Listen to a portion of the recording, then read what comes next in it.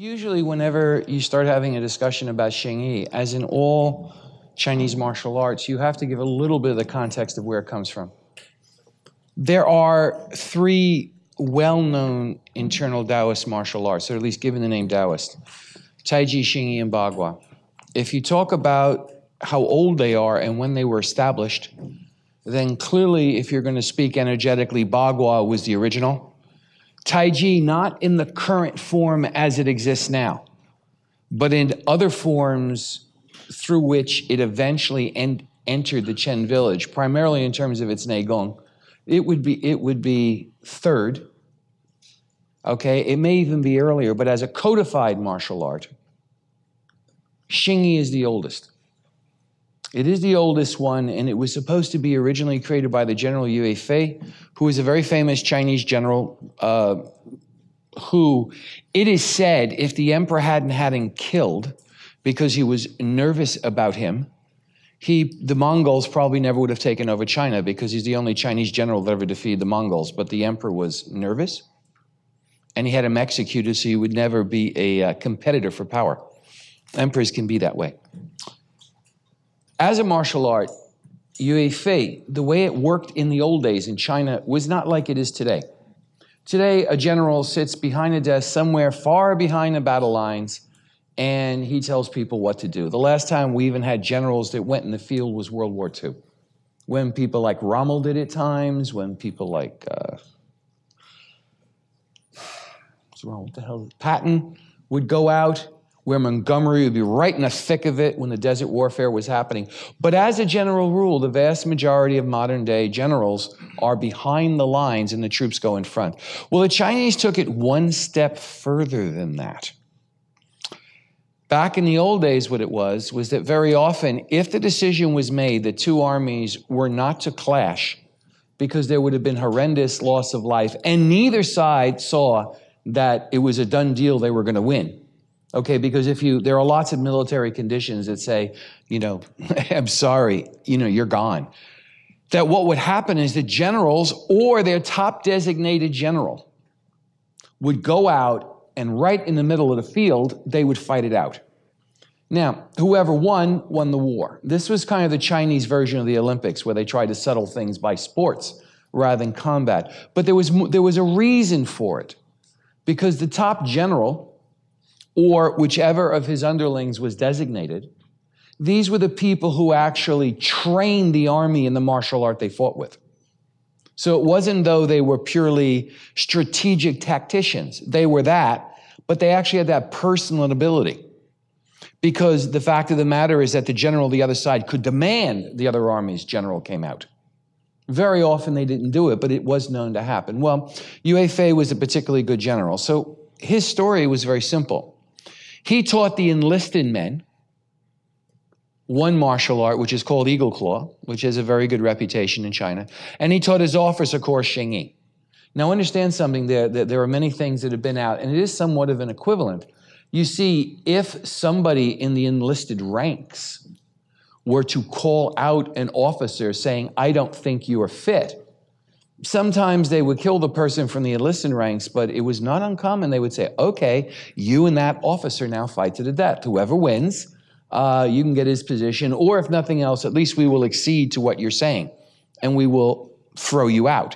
Well, the fact of the matter is that it was not unknown for enlisted men to kill generals, or to kill captains or lieutenants. So the fact of the matter is that generals usually taught their officer corps something that was slightly more effective than what the enlisted men did, because it carried a very powerful or else to it. So on this basis, what the ordinary soldiers were taught was Eagle Claw, and what the officer corps was taught is what became Xingyi. Now, Xingyi was originally designed to be a battlefield martial art. It was not designed to be a competition martial art. What is the difference between a battlefield martial art and a competition martial art? The purpose of a battlefield martial art has one thing and one thing only: kill the enemy. It is not about you won. You won by definition when they're dead. Competition martial arts are about, through any sort of rules that are described, okay? That's why they have in China 3 types of martial arts: touch, maim, and kill. Well, even kill competitions don't demand that you kill the other person. But on a battlefield, yeah, pretty much, that's the demand. I mean, if you don't kill them, they basically do something in the back when you're walking away. So it's a more severe level, and something occurs inside human beings in warfare that you do not get in competition. In competition, what drives most people to win a competition is ego. It is the desire to win. But there is something else when you put pure survival and you completely activate the entirety of the human, shall we say, animal background, that something else comes out that does not come out in competition. Okay? So they're different. As I say, they're slightly heavier. So Xing Yi had a very noble whatever through the times until about 50 years ago, 70 years ago, when they ceased having any competitions. Xing Yi people very commonly won competitions, but they had somewhat of a nasty reputation that their martial art is based upon complete aggression. In the sense that the mind that they have is one, defensive methods are tactics. They're not strategies. The strategy is kill them. The strategy is they go down, period, regardless of collateral damage. Now, that's a very, very different thing than if you have a defensive framework, because the defensive framework is only concerned about the fact that nothing happens to you. Okay, I survive, the people around me survive, that is called defensive. An aggressive attack mentality is that the other people are dead, and I don't even factor myself in the equation. So it's hyperaggression. Okay, so in martial art terms, Xing Yi is considered to be a pure yang martial art in its strategic considerations. Tai Chi is different, Bagua is different. Now, although Tai Chi and Bagua have historically been able to beat Xing Yi people, it is only the best Bagua people and the best Tai Chi people. Anything less than the best have always gone down to Xing Yi people. And part of it is that it is much the easiest way for a human being to rouse the utter and complete desire to destroy is through anger. Either overt or refined like a thin piece of steel. But it's still coming from anger, because when you do that, you motivate everything in a human being.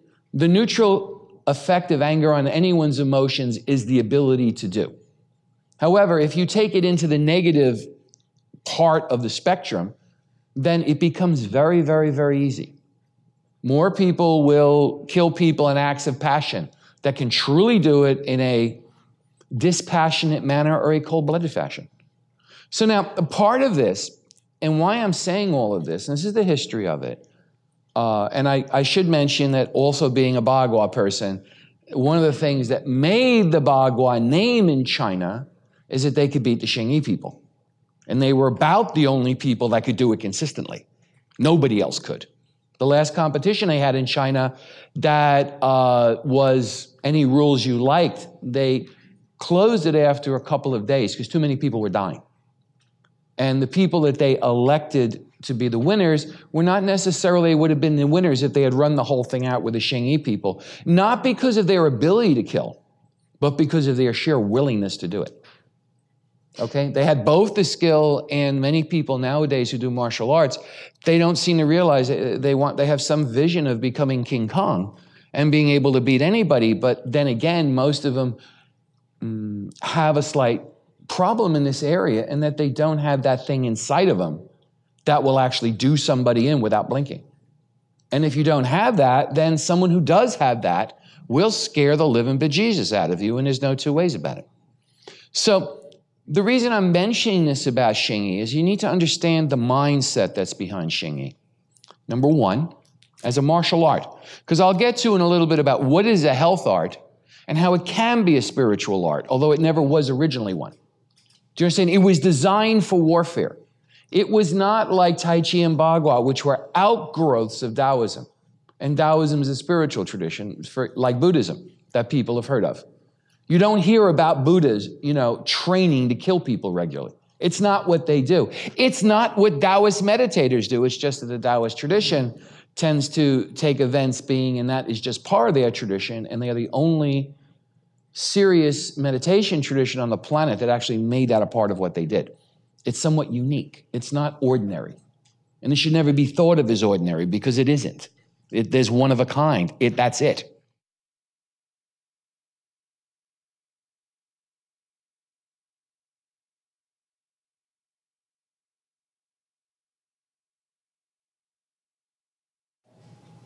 Xingyi is composed of two words. And there's a major variant on it that the term has been used. And you need to understand this before you practice Xingyi. The first one is Xing means form. A form. A form. A form. A form. Your body is in some kind of shape. Okay? Whenever you fight somebody, your body's in a shape. If you stand up and you do something for your health, your body's in a shape. It's not just an amoebic-like substance on the floor. So there's a shape. Then there's yi. And the term yi means the mind that can project. So if I want to make my hand go from here to there, using ordinary yi, will is a term that's often translated, but what it really is the ability to project your mind very clearly. So if I want to touch that, before my hand ever goes anywhere, my mind goes there. But with most people, there is a gap. There is a space between their mind saying, let's do it, and whatever all the rest of them is going there. And that's a gap. And that gap between your mind deciding to do something, having a goal, and then fulfilling the goal, this gap is what Xingyi seeks to fill. So that eventually, by sheerly bringing something into your mind, your body will morph into that form instantly. There will be no gap. But it also is the ability to project your mind, have a goal, and then have what is inside you, not to stop until you reach it. Now, some people are born, just plain born, whether it's because of past lives or what particular animal gene they have, that if they have an idea to do something, nothing on this green earth will stop them. They have that ability, just that their mind will cut through anything. But those people are relatively limited. Most people don't have that strong a will. They don't have that strong a projecting mind. Many people are wishy-washy. Many people can, quote unquote, never fulfill their goals in life. Well, in this one sense, Xingyi training, forgetting about if you're not into killing or martial arts, because frankly speaking, if I had a choice between any sort of an automatic weapon or knowing Xingyi, I'll take the automatic weapon, I'll dum-dum every bullet, and frankly speaking, I will not feel deprived. Okay? But if you're talking about accomplishing things in life that require that you start here, okay, whether it takes a second or it takes 1,000,000 years, you won't stop until you arrive at it. That is a quality that Xingyi develops in people, and that is a quality that is as useful mentally as it is physically, as it is emotionally, as it is in any realm of life you can have. Now, there is a second term that has been used in many schools which have more of a spiritual bent, or, to be more accurate, the practitioners within them had reached a higher stage of the game. That is the initial stage of Xingyi. Your mind thinks, you have a form, and that gap between the moment that your ear intention arises to that form arises, to you make your body do whatever that form is. The reducing of the gap in that time, the instantaneousness of it, that's what made Xingyi as a martial art so terrifying. Okay, we all have examples. Oh, should you go to war over here? Well, you know, if it were a Xingyi person, once they decided, there wouldn't be 2 seconds before everybody would be mobilized.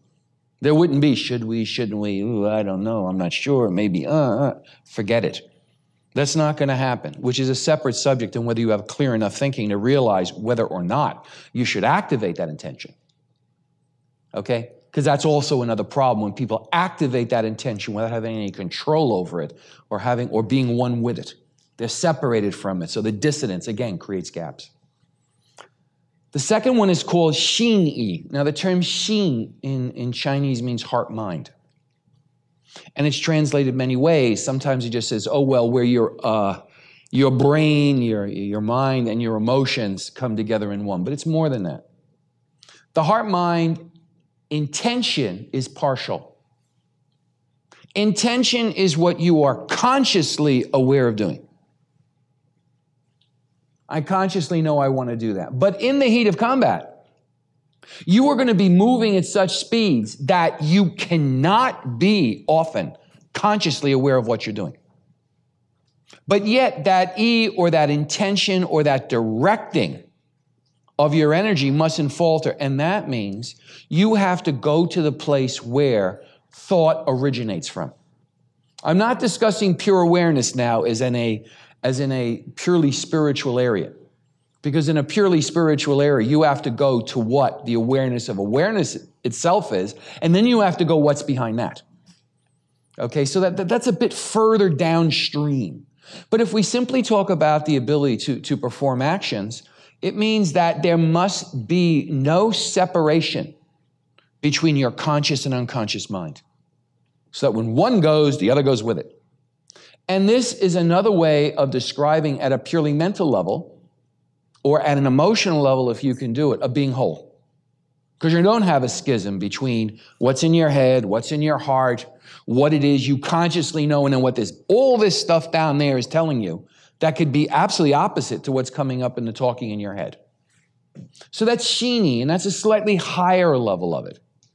For example, the Dazhang Quan, which is also called originally Yi Quan, the standing postures. We have something, all these ones that Wang Shengzai did. Remember, the first word is Yi. That means intention. Now, Xingyi has said that when it starts moving from Xingyi Quan to Xingyi Quan, you are now in the middle ground between the ordinary world and moving to bridge the gap into spirituality. Because no one can enter the world of spirituality where they have giant gaps in their mind. It's impossible. All they can do is think about things. They can't actually be them.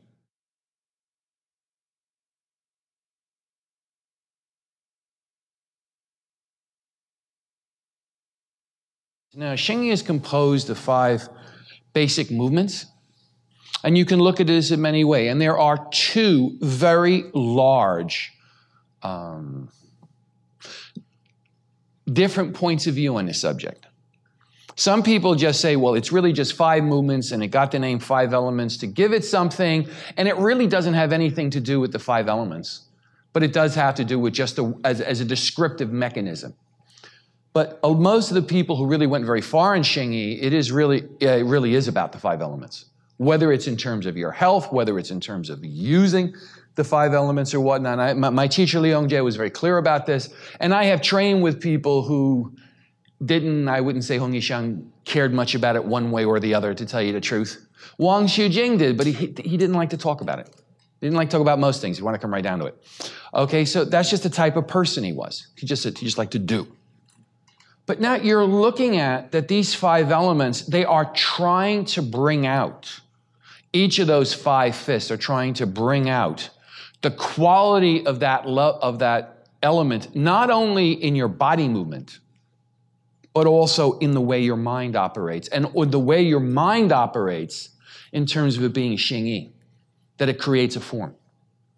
And the mind is guiding that form. And if it comes into the mind, it comes into the body. And if it's in the body, the mind automatically follows it instantaneously like a shadow. You don't stand in the sun, here you are, and then an hour later, there comes your shadow. When you stand, you're there, the shadow's there, and they're co-emergent, you could say.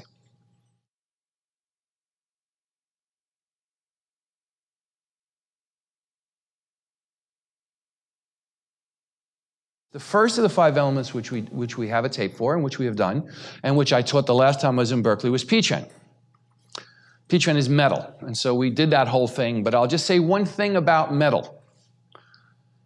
The mentality of metal is just that it's hard. It's really, really hard.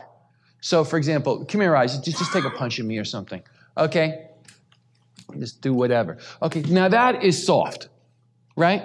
That is soft. Watch when I touch him, go ahead. That's hard. Or if you get even cuter, that's hard. It has a hard metal-like quality, but it also has like metal that is shiny. If you really shine metal up, it's that anything he does, I literally will almost be a mirror of it. That's part of the quality of metal if you shine it. It's bright. It's a very bright light. So you don't actually do a technique against him. It isn't anything to do with your body. It does have to. Just do whatever you want, Isaac. That your mind merges with his mind. Because the metal element in Chinese thought has a lot to do with the nature of your mind, your consciousness, your pure awareness. So the first thing is that Xingyi people, they don't jockey like boxers do. Like if you want, I don't do all that. I don't time them. You don't attempt to time anything. You don't attempt, move here, move there. No, they don't do that. What they do is all timing they do is purely at the mental level, where they actually link right into everything he's doing, and it's invisible. Because if something is invisible, if something is visible, it can be countered. If something is invisible, only a person who can recognize the invisible can counter it.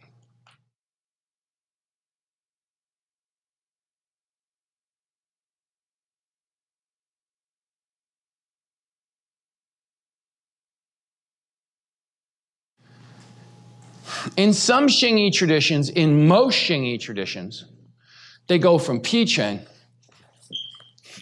to what's called the water fist or Zhuanquan. In some traditions, they go from Pichen, and the first thing they start off is Bengquan. And I've seen both all over China. If you're really practicing Xingyi as a five-element thing, you will always go from the metal to the water. But if you're doing it purely as a martial art, the most single, common, popular technique that was always used was that from Pichen, you go into Bengquan. And it was over. So if Isaac attacks me, just as an example, that's it, it's over. There is no next one. But it's a very direct, there's no, and again, if you're doing Xingyi as a martial art, when your mind goes out, your mind can go out in two ways. At a very basic human level. Your mind can emotionally contact the other person, right? Or your mind can contact what's occurring. And their emotions are only one input out of the million other things that are occurring. Can you follow this?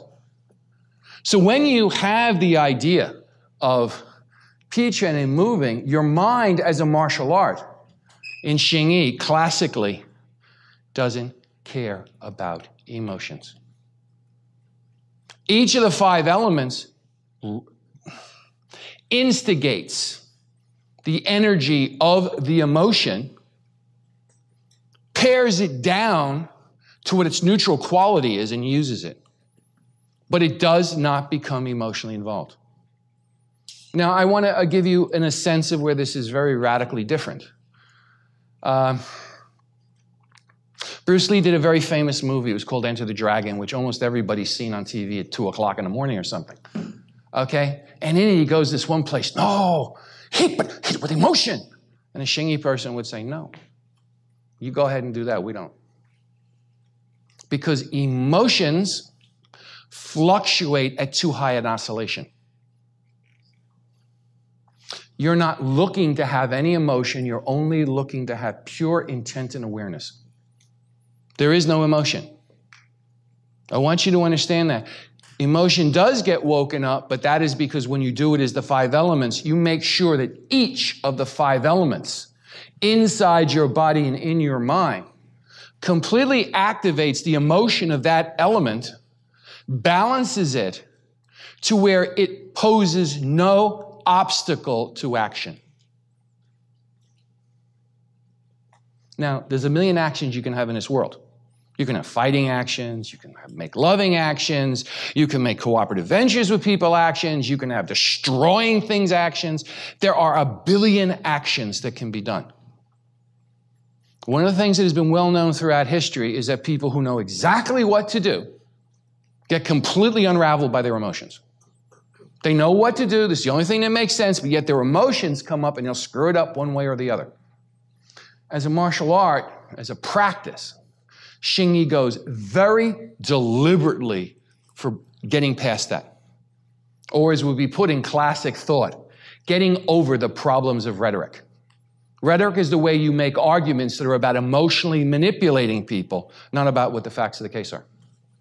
And emotional paralysis, emotional exaggeration, emotional twisting on can take people know what to do. It's a no-brainer what to do. You got to be an idiot not to know, to figure it out. And guess what? They do just the opposite because their emotions dominate them. In warfare, if your emotions dominate you too much, the consequence normally is you die. That is the overwhelming common consequence. And that is why so many people who go through war come out with tremendous post-traumatic stress syndrome because they weren't stable in the middle of it. So when it was over, they got past the moment, but then when it's over, they fall apart. And it's perfectly reasonable for them to fall apart. Okay, so we need to understand this. I'm making this is about intent. So what we're going to do is just for a few minutes, I'm just going to assume that since I taught Pichen, that everybody can do it. Okay? Because we need to start from there because in any circle, you need to start from the beginning. And the central point about it is that the mind that you're going to have when you're holding Pichen, more than what you're going to do when you're cutting with it, that mind that you're starting with, that is going to have to morph into the next element. But it needs to, and the skill, and the whole thing of it, is that how big a gap is there between when you are in one element, when you are in one phase of the mind, the intent and the form interacting, how can you make it continuous to the next one without severing the ties? And this is absolutely central to the whole thing of Xing Yi. For example, with my teacher once, right, when we had done, and I did Xing Yi with him too, and I did a lot of Xing Yi when I was younger, to say the least. And so I one time asked him, I said, why aren't we going to do just a bit more Xing Yi? He said, you were born with it. You don't need it. I was born with that kind of intent. And I didn't have to learn it. I was born with it. But now Bagua, Taiji, well, now they get a little bit more, shall we say, complex. And you weren't born with everything that's in Bagua. You weren't born with everything in Taiji, so it's better maybe you spend a little more time on that. But there are many people in China who have the opinion that as a martial art, Xing Yi is actually a better thing to do before Tai Chi and Bagua because it solidifies the intent in the mind.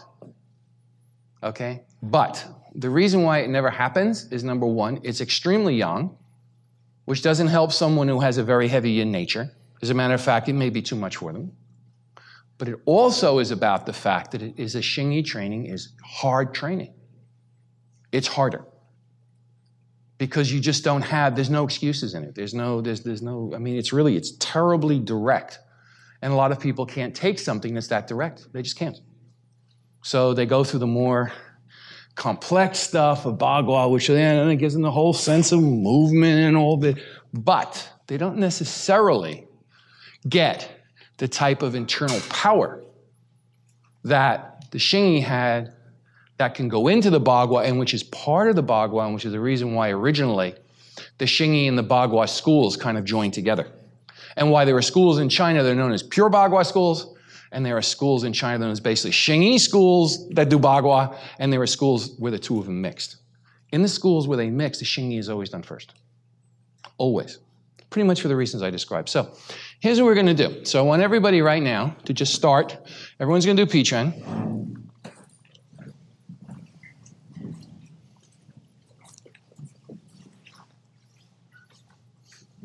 Go ahead. Do it.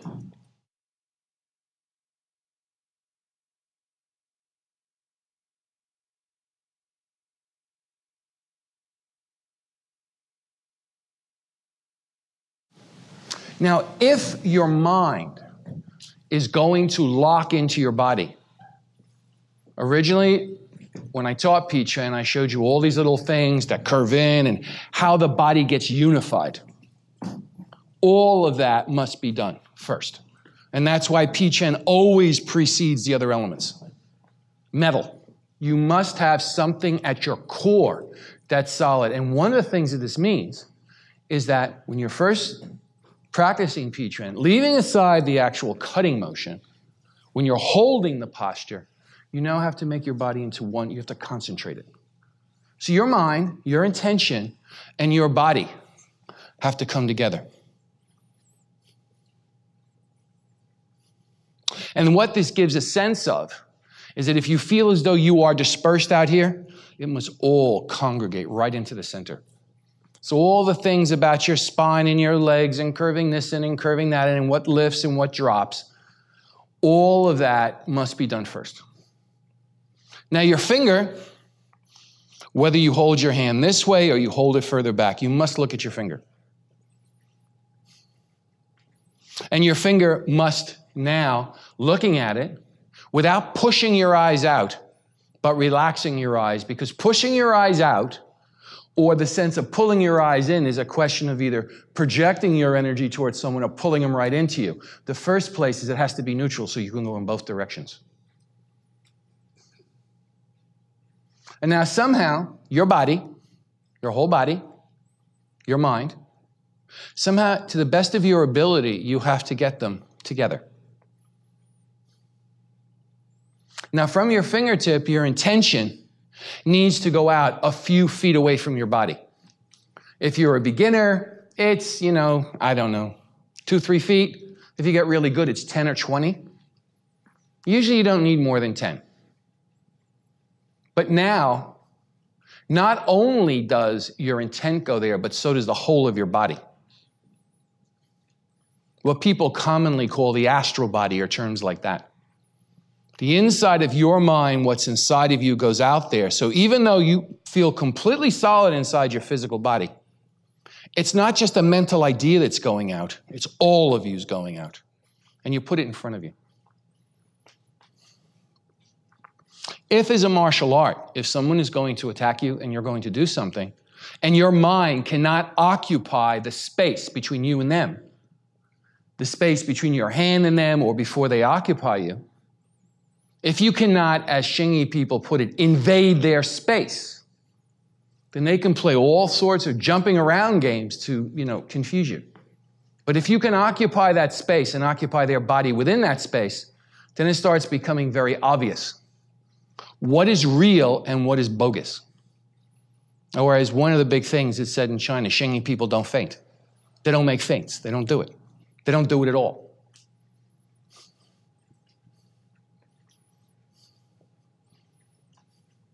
They do move, but they don't faint. Because part of a feint is a feint has no power in it. And everything in Xingyi always has power. You never separate from the internal power inside you. If you feint, or you stop and you start, by definition, you separate from the internal power inside of you. And an opponent who's any good knows it. They don't know how they know it, they just know it.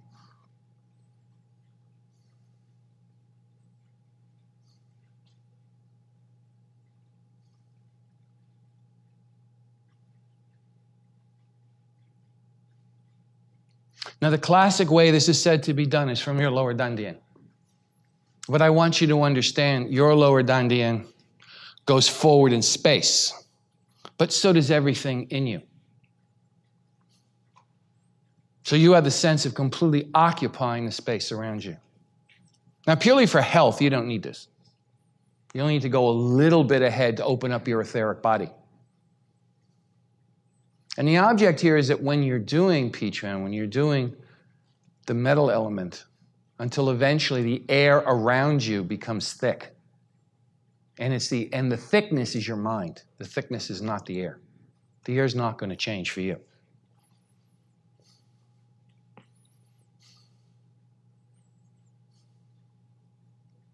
Now, when we did this before, You all learned in the beginning thing, and again, all this is taking you to the same stuff you're going to do in Zhuan Quan when you start.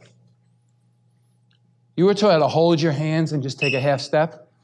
I want you now to take a half step and still, okay, that means that if your mind was here, see where my hand is? That means that when you take that half step, your mind goes through this space to the next spot. So you don't disconnect. That's a big thing.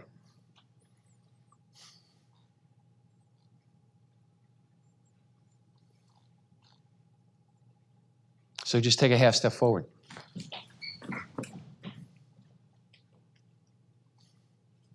Now, if you feel as though your body is not in that space, bring it together again.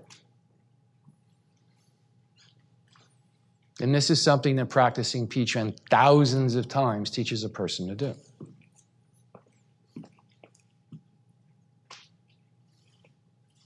Because the metal fist sets the stage for the next one.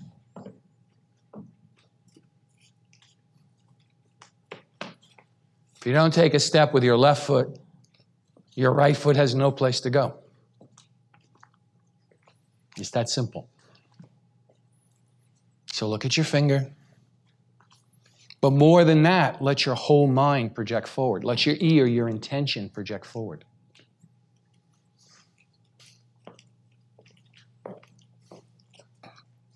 From your spine, it wraps forward. So instead of the feeling like you're all floppy out here, your spine wraps forward to the front of your body and brings your hand into the center of your body, which means all the tissue of your body, instead of having the sense of dispersing or being floppy, becomes one unit. The hard part is being relaxed while you do this. And this is not a matter of muscles or tensing your muscles. It's purely a matter of getting your mind inside your body. But in reality, not as a visualization. Xingyi people always had a phrase, if you visualize too much, too bad when the visualization killed you on a battlefield. You're not attempting to create something with your mind. You're only attempting to accurately see what's in front of you. But be all there as opposed to partially be there. Totality does a lot that partialness can never do.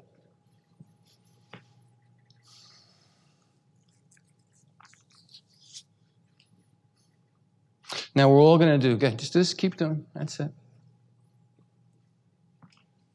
Now you're going to do the next thing, which is very hard. Again, without losing that space in front of you, step backwards, but without disconnecting.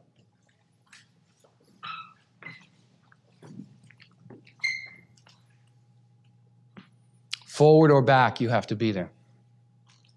Now gradually in Pichen, what happens is that as your body opens up, your arms start going out further, but they don't happen because you put out your arms.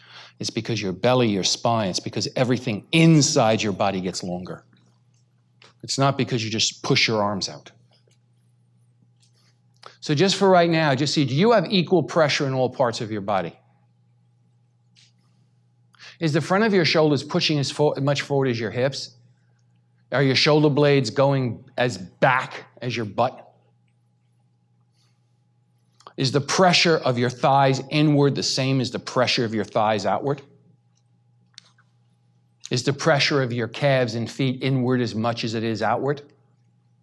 Is it the same forward as it is backwards? What does it feel like for your hand to be projecting forward? What does it feel for your legs to be projecting backwards? Everything in your body has to balance so that when your hand comes in contact with something, the shock of that contact does not simply cause everything inside you to separate. And that you get from practicing a form. You get to test it in some sort of martial play games, but you don't develop it there. Spending money is not the same thing as earning it. You need to have your hands go out of your body more. Okay, now I'm going to have you play a little. Now sit down for a second.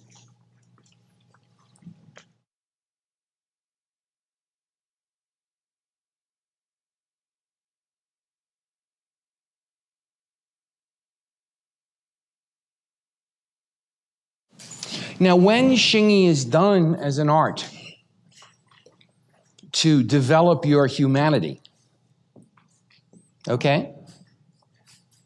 And it is a very difficult thing to say that just your desire or your ability to destroy people is your humanity. There is the rest of you too. What needs to occur is that each of the 5 elements has to start bringing out very salient parts of your humanity. So now if you look at the metal element, as I guess is all a repeat from before, what you're talking about is your spine and your brain. That's what the metal element governs in the body. When you go to water, you're going to be dealing with your kidneys. And you're going to be dealing to a certain degree with the muscles of your lower back and your knees.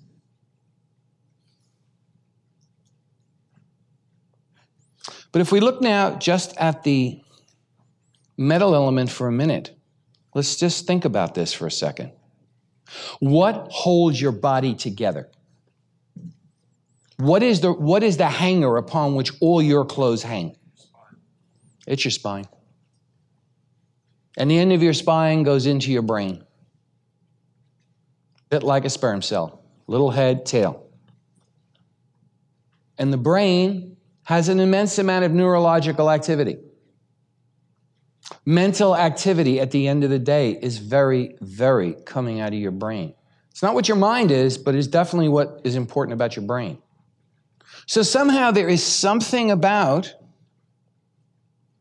your brain which can hold everything together, and your spine which can physically hold everything together. They have to go trump and become one piece. Most people's minds and bodies easily separate. Call it the brain, everything from up here. Call it the body from the spine down. They separate. This is very deliberately about joining them, and joining them so that they functionally operate, not that they create another mental state. Because all your other internal organs, as they interact with your brain, will also create mental and emotional states. This is about the pure one, of making sure that the foundation all of it is standing on, your brain and your nervous system, are solid. So the first thing it is that if you take, there are all sorts of things we showed in Pichen, and I'm going to be going more over these when we go to the other elements, because they're all part of it. If you take the cycle of the 5 elements, because now we're looking at developing your humanity, your health, your reducing your stress, how about just being able to function well as a human being as opposed to function poorly? Each of them is going to absolutely be powerfully influenced by the element that came before and the element that comes after. But if you look at the whole cycle, at least the creation cycle, then you start looking at everything must start from the spine and the brain. Period.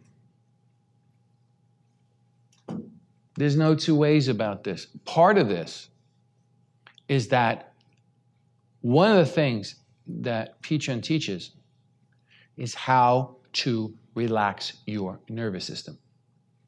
Now, if you stand like this for a minute, your legs might start hurting. They might not. You stand like this for 20 minutes, a half an hour. You're very shortly, after you go through the pain in your legs, you're going to start recognizing exactly what your nervous system does. It's going to be utterly unambiguous. You can do any thought exercise you want. It will not enable you to recognize what your nervous system is doing unambiguously. And what your nervous system is doing below the surface is actually what's triggering all these emotions and other things from your unconscious mind. It requires the link of your nervous system for you to take it on board and do whatever it is you're going to do. So we're going to try this again. And Isaac, if you can come here for a second, or just do it. Just take your shirt off. I just want to show this thing. Think about a very, very simple thing. This is your flesh, right? Now, it's one thing that what you do with putting your mind in the space around you, because that's enabling you to do more with your chi, but it's doing something else. It's enabling your mind to communicate with what's in here in a way that's not normally or commonly normal. But when we just talk about the body, one way you can look at the body, and I should say a way that Xingyi people do look at the body, is that if you took a sword and just went from the crown of his head and cut him in half, you would notice that half of your body's on each side of your spine. You also would notice if you found the center of the body and you cut this way, that half of the body would be above the lower dantian and half of it would be below it. But we just go from the spine now, because the spine is going to tell your nerves, and what you're looking for is one thing. How, without tension, can you not have the feeling that your body is just falling apart and going out here somewhere? And the way that that's done, turn around, is that if you take the spine, and this is all part of the bare shoulder thing and extension, and you make the spine wrap around. You make everything here wrap around. You make this wrap around. You make this wrap around. You make your butt down to here wrap around.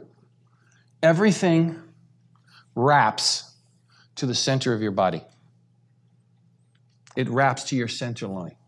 It wraps down here. And then there are other ways, which I'm not going to go into, how your legs wrap. And there are other ways that your arms wrap, because your arms, when you stand in Pichen, have to have something, whether you're in this type of Pichen or you're in this type of Pichen, that your arms are bringing everything into your core. The purpose being to unify your entire body into one piece. And since your spine is connected to your brain, that does wonders for everything that runs around your brain. So somehow, and these things are, which we did before, it's, curving in the arms this way, doing this, the way you wrap the legs from the back to the front. These are all, but this we did before. For at least tonight, for some of you who may have come, who may not have done Pichen, you should at least know that the first thing has to be from your spine like this, and the main point is you have to get a feeling of everything coming together. Now, you can do this by tensing your muscles and everything, but you see, in terms of Xingyi, it's useless. You know why? Because your mind did not join with your form. And if your mind doesn't join with your form, it's not Xingyi. And I don't really care if you're doing the movements, the physical movements of Xingyi. This is a big complaint many of the people in China have about the wushu and the way they do Xingyi forms. But for God's sake, they're not doing Xingyi. Traditional people just like, oh my God, really. Talk about false advertising. Okay? Seriously, that's how I think about it. And I'm being at the acme of diplomacy when I said that. Okay? They actually get a bit more brutal in their statements. And Xingyi people in general, martial Xingyi people don't have trouble with brutality. To them, it's just the accomplishment of a goal. But all this comes around to the front. And there are two things you want to have a sense of. You want to have a sense from your spine through of everything coming in. And you want to have a sense from the top of your legs and the top of your head coming into your lower dantian. And somehow where those two intersect, all of a sudden you become solid. So I'd like you to stand, do this with Pichen for a moment, please.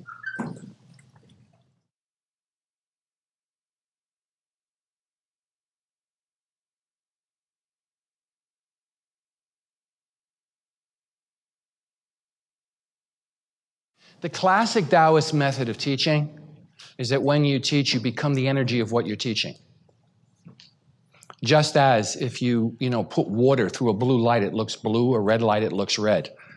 And you should never assume that what a person is teaching and how they're teaching, when they're teaching, is who and what they are. Because the truth of the matter is that nobody's anything in particular. It changes all the time. Take anything you've ever been in your life, go back a month before and tell me if you were exactly how you are now. And if any of you say yes, I'm going to call you a liar to your face, or I'm going to call you incredibly self-deluded. Because things change. But what I'm doing very deliberately in my voice and in my demeanor is I'm manifesting what the energy of this art is. Which is, I believe, a way we would put it in modern terms, no bullshit. If there's anything that Xingyi hates, it's waste. Anything that's wasteful has no place in Xingyi. Tai Chi people love in their forms to, every once in a while, kind of put a little flourish in it. Okay, bit of beauty. To a Xingyi person, Only efficiency is beautiful. Everything else is ugly. But that's their perspective. There's a billion perspectives in the universe. That's what that perspective is. So now get your spine to come around. Somehow get the sense of pulling your legs into your lower dantian and pulling everything from your head and your hand to your lower dantian. And start just getting the sense, instead of dispersing, coming together. Now, as you do this, for those of you who have done this, sure, you need to keep your armpits open. You need to keep your body very open. You need to keep it very open so nothing is contracted. No individual piece is contracted, but the effect of the whole thing should be drawing you into your center. And moving this way, the sheer function of your body movement will make you very grounded. And there's lots of stuff in Xingyi for producing a root. But if you do not have a center, your energy, your mind, cannot ground because they're always floating. They're always unstable. Stability is probably the biggest single thing Xingyi people are just... They never stop talking about it or making you do it, put it that way. It's even worse in Bagua, but most Bagua people won't even bother to try and show that to people, because if you don't have something like this, you don't understand what stability is. And that's why the Tianjin schools, the Xingyi and the Bagua, came together. Bagua people figured that by having people do Xingyi, it would save them years of having them walk a circle and be easier on them to get the point where they should have been when they started walking the circle to begin with. But they were coming from a martial position. In terms of your health, in terms of your just developing your general qualities as a human being, you need not have any aggression to do this. You need not have any wishy-washiness to do this. You simply have to do it. But you have to be very clear, this will happen. There must be no doubt about it will happen.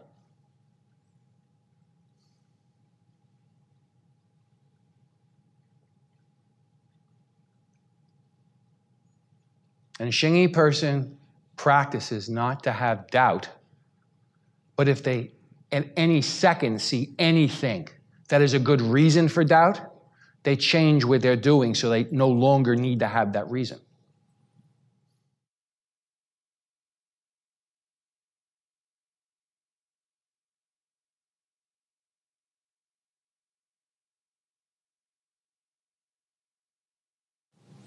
Doubt is very, very often nothing more than emotional instability.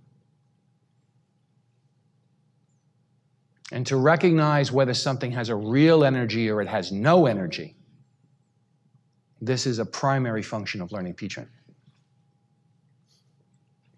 When people faint in fighting, there's no real energy behind it.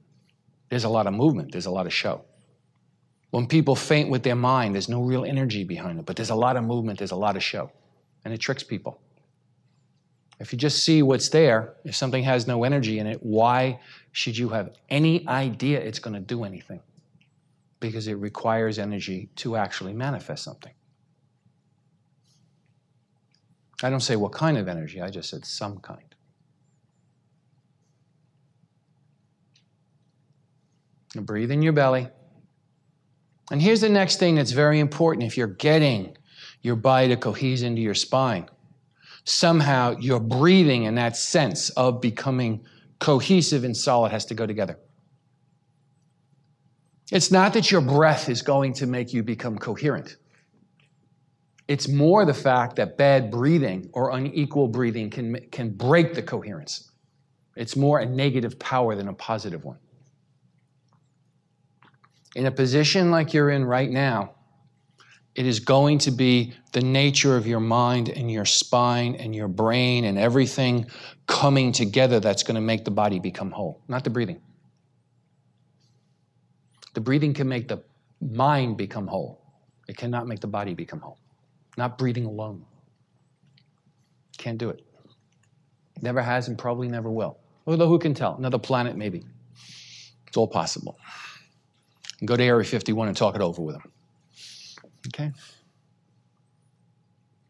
Now, as you look out, it's very important to recognize that fear, doubt, hesitation, they all want to go. And what they get replaced by is purely the awareness of the space you're in. Once you can actually root into the awareness of what's around you, you go into kind of a timeless time where there isn't really a past. It's all now. It's not anything beyond past, present, and future. It's just very now. And in a very now moment, you only deal with what happens microsecond by microsecond. Because in any microsecond of combat, or in any microsecond of the way the chi is changing in your body, things can shift in 100th of a second. And all you need to do is to recognize what it is, and then have the methods to make it shift in a way that's useful for you rather than terrible for you. Now that does involve, in martial arts, a bit of timing, but I will tell you something more important than the timing is that ability to truly be present in the moment. Because a lot of timing just emerges out of it effortlessly. It's just there. There's always a gap between creating something and the creation. When you arrive at Xing Quan, or heart-mind fist, that gap is gone. In Xing, the process is to reduce the gaps until they do become gone. Now keep on looking, and this is about your mind. Yeah, I know your body's going to hurt because your arms are out in the air. But if your mind starts going out, it'll move your chi. And if your chi is flowing, you're not going to get that much body pain. As your mind blocks in a position like this, so does the chi flowing through your body. As your mind opens, the chi flows stronger. And what causes pain is blocked chi. The chi doesn't block, you don't get pain. It's that simple. At least in your body. Okay, good. Now take a rest for a second.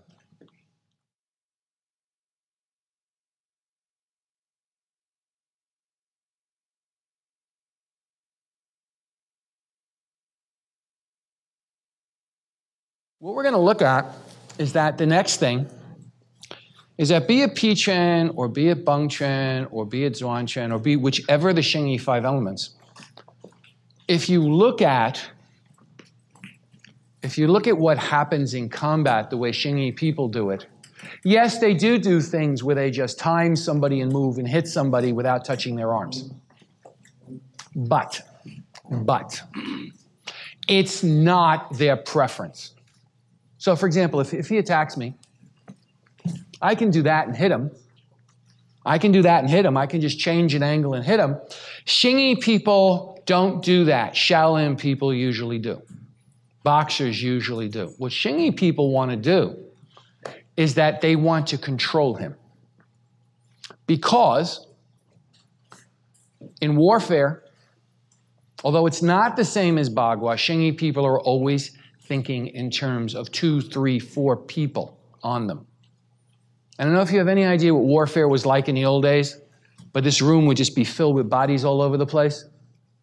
And it was a very big concern about when these two were going over here, whether you get in the back of the neck.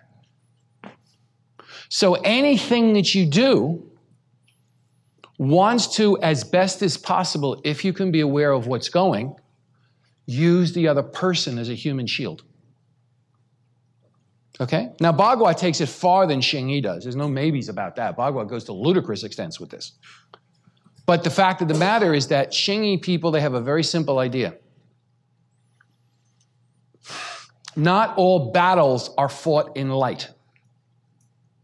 Right now, if he attacks me, I can see what he's doing kind of.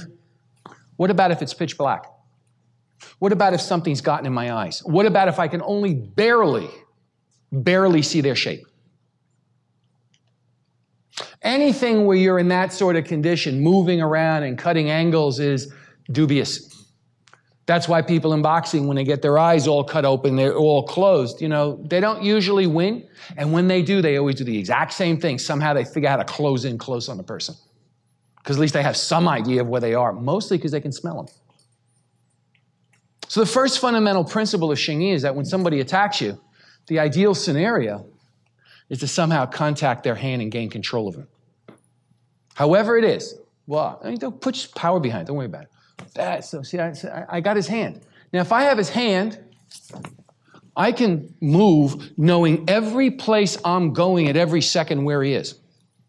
Now, why would that matter? Well, if Jess were here and Isaac were over here, and you come at me and you come at me, wait a second, Jess, are you done?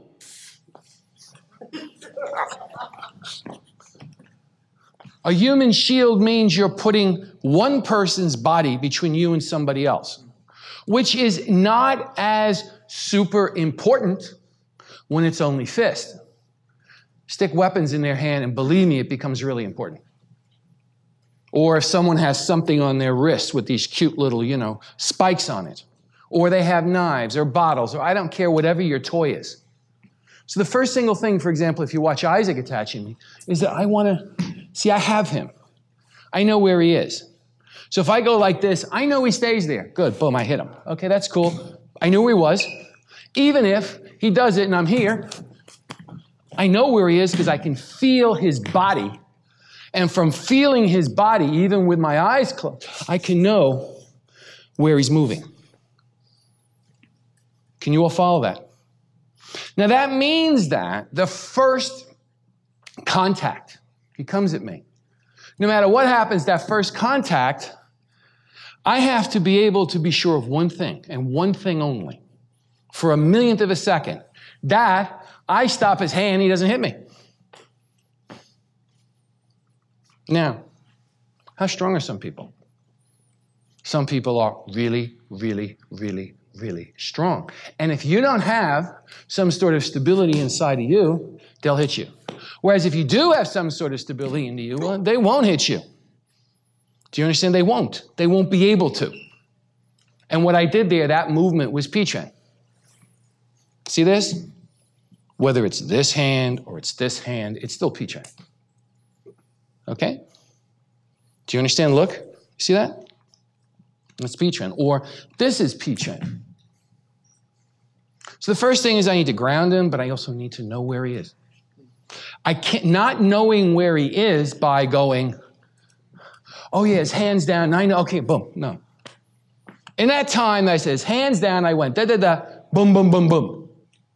Either from him or somebody nearby. So it has to be that instantaneously when you contact the subject, yes? When you contact it, several things happen. Go ahead, guys. The first one is that you ground him. You want to hold him somewhat still. Why do you want to hold him somewhat still? They don't run away, or they don't change and do something else. I mean, he has got the other hand. He could just swing around and hit me in the side of the head. Well, the one thing is he can't really kick. So if he tries to kick, he's grounded. And if he tries to kick, well, I'll know it, and I can move faster. You know, if I have a thing and he's rooted like this, you can move faster than they can, period.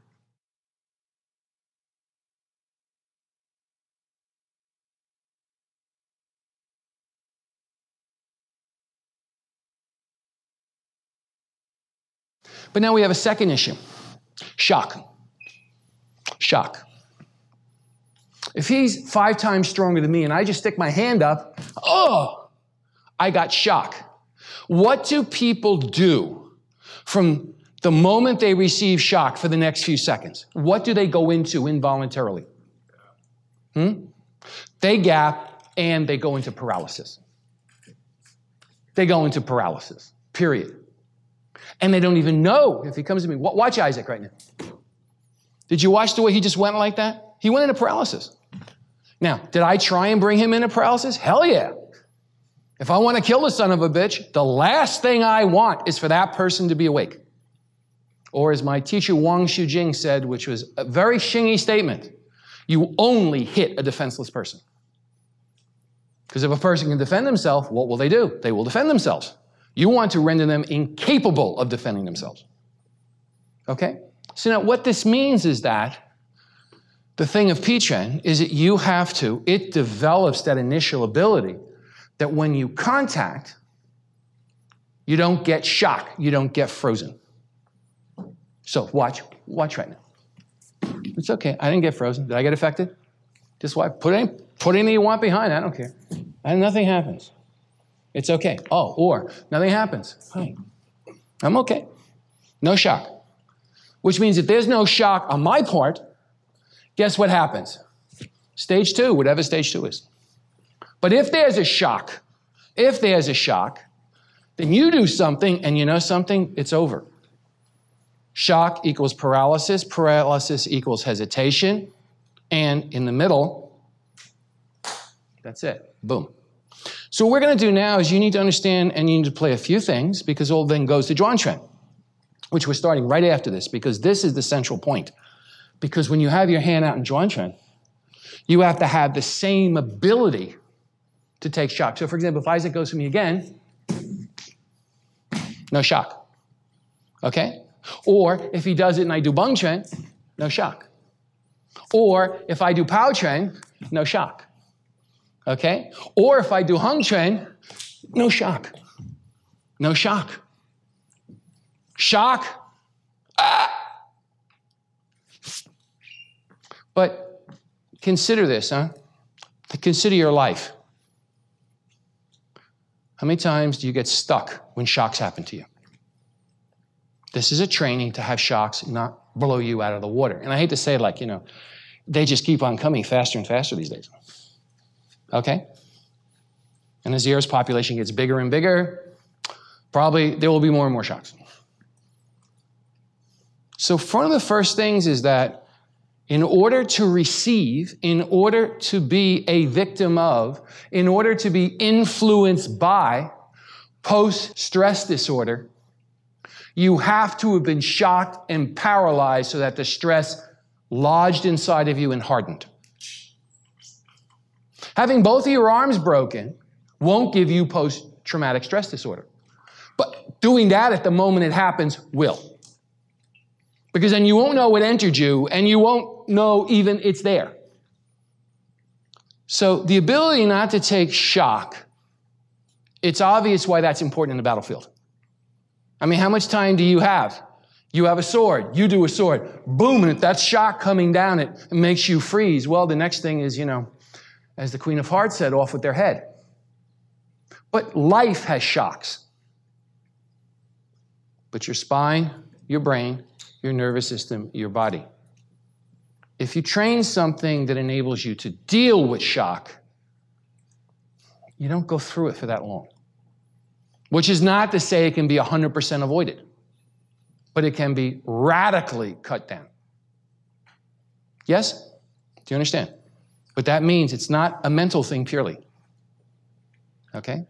It's also your body. It's also your nervous system. It's also the energy or chi inside your body. And eventually, depending upon the nature of the shock, it's also your psychic body. And it's also that one of the ways that karma comes back and activates karma is shock. That's how it happens. I don't say it's the only way it happens. I just say it's a major player in the game. So it's important. Yes? So here's what we're going to do. Just this. What I say right now, what you should do is that with each other for a moment, pick someone of your equivalent power level. Okay? So that at least what you're trying to absorb the shock is something you can handle. But in Xingyi as a martial art, the whole game is that you just keep on upping through the practices, the level of shock you take until it's all just so what? You just don't get shocked. Or if you do, it doesn't last more than a microsecond. Microsecond, it can last and you can recover. More than a microsecond, Okay? So what we're going to do is this. So for example, Isaac is just going to go to hit, and all I'm going to do here is just touch him. Just put your hand in front of you, it's very simple. Just make sure you don't get shocked. That means his energy's got to go down here, but what I can tell you is now is recognize this. If when they hit you, you feel like, oh, some part of your body went like this, that's how you'll take the shock. When the body and the mind and the brain and the spine are unified, shock is minimized. To the degree to which they are not unified, shock is maximized. Okay? Very simple equation.